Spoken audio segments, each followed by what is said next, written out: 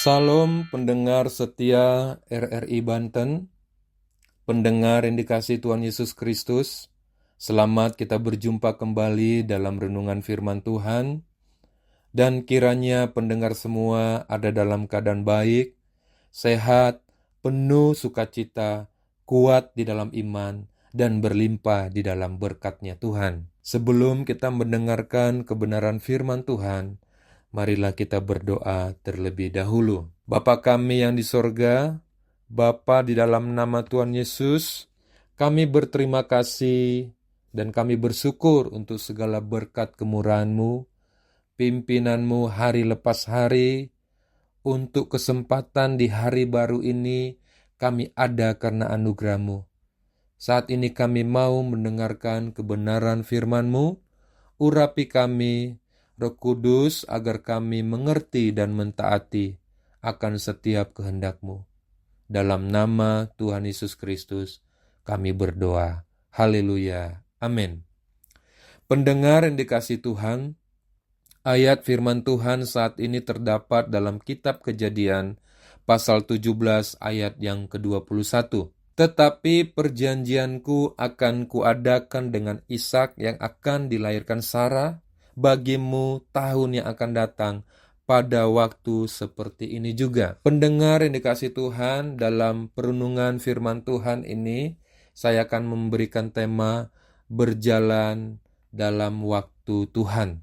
Kita tahu bersama bahwa mobil bermesin bensin dan mobil yang bermesin diesel berbeda karakteristiknya dan berbeda juga kemampuannya serta kecepatan awalnya. Mobil diesel kalau dipakai dalam balapan dengan mobil bensin biasanya kalah, bahkan di dalam hal kecepatan startnya. Tetapi kalau dipertandingkan soal kekuatan dan kemampuan untuk menarik beban yang sangat berat, beban yang sangat besar, mobil berbensin diesel bisa jadi pemenangnya. Pendengar yang dikasihi Tuhan, ada istilah yang mengatakan hidup ini seperti mesin diesel. Maksudnya pendengar adalah hidup yang terasa lambat dan bahkan didahului orang-orang lain. Sebenarnya dalam perjalanan hidup kita, tidak perlu kita merasa kehidupan kita terlambat dibandingkan dengan orang-orang lain. Karena setiap kita ada dalam rancangan dan waktunya Tuhan. Setiap kita punya schedule dari Tuhan. Karena itu kita berjalan dalam waktunya Tuhan, bukan dalam waktunya kita. Kita perhatikan dalam Kejadian 17 ayat 21 ini, firman Tuhan berkata, tetapi perjanjianku akan kuadakan dengan Ishak, yang akan dilahirkan Sarah bagimu tahun yang akan datang pada waktu seperti ini juga. Ketika Tuhan mengucapkan firman-Nya yang tertulis dalam ayat ini, Abraham sudah mencapai usia 99 tahun. Artinya, sudah 24 tahun berlalu semenjak Tuhan pertama kali memanggilnya keluar dari Haran dan menjanjikannya keturunan. Pendengar dikasihi Tuhan, dalam rentang waktu penantian yang sangat panjang itu, Abraham dan Sarah sempat mengalami kebingungan dan lelah dalam menunggu janjinya Tuhan. Bukannya menunggu janji Tuhan tergenapi dengan kuasa Tuhan, mereka mencoba membuat janji Tuhan itu terpenuhi dengan cara mereka sendiri, dengan menggunakan Hagar untuk melahirkan keturunannya yang mereka beri nama Ismail. Saudara pendengar sekalian, Ismail adalah jalan pintas, tetapi dia bukan yang janjikan Tuhan. Di saat keadaan sudah terjadi seperti ini, Tuhan datang dan kembali mengulangi janji firman-Nya. Tuhan tidak meninggalkan Abraham, tapi dia datang kembali mengulangi janji firman-Nya. Tuhan katakan, tetapi perjanjianku akan kuadakan dengan Ishak, yang akan dilahirkan Sarah bagimu tahun yang akan datang pada waktu seperti ini juga. Abraham dan Sarah memikirkan dan menjalankan metode dengan waktu mereka. Pendengar yang dikasihi Tuhan, padahal Tuhan punya metode, punya cara, dan waktunya Tuhan itu sendiri. Ismail adalah hasil dari cara manusia, sedangkan Ishak adalah hasil dari cara dan kuasa Tuhan di dalam waktu Tuhan yang tepat. Ismail adalah hasil dari kepanikan manusia, ketidaksabaran manusia. Tetapi sebaliknya, Ishak adalah hasil dari penantian akan janji Tuhan. Pendengar yang dikasihi Tuhan, sering sekali Tuhan kelihatannya menunda dan membuat kita terlambat mengalami penggenapan janjinya. Tetapi sebenarnya Tuhan tidak pernah terlambat dalam kehidupan kita. Tuhan tidak pernah mempermalukan kita yang berharap dan percaya di dalam Dia.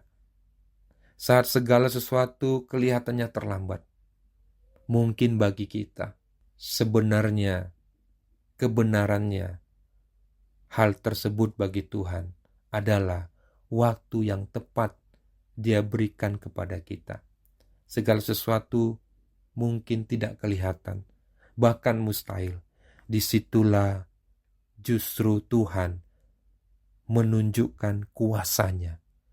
Dia menunjukkan tangannya yang penuh kuasa bekerja di dalam setiap kehidupan kita. Kadangkala semuanya kelihatan seperti terlambat, seperti tidak ada harapan, seperti Abraham dan Sarah. Tetapi kita tahu, disitulah Tuhan membuktikan bahwa di dalam kita, proses yang kita alami untuk menuju waktunya Tuhan, itulah yang paling baik, itulah yang paling sempurna bagi setiap kita. Mari berjalanlah dalam waktunya Tuhan. Jangan tergoda untuk terburu-buru mencari jalan pintas, pengen mendapatkan yang instan. Marilah kita mencapai apa yang kita rindukan, doakan di dalam Tuhan, dengan kita menantikan Tuhan bekerja, dan kita akan melihat segala sesuatu indah pada waktunya.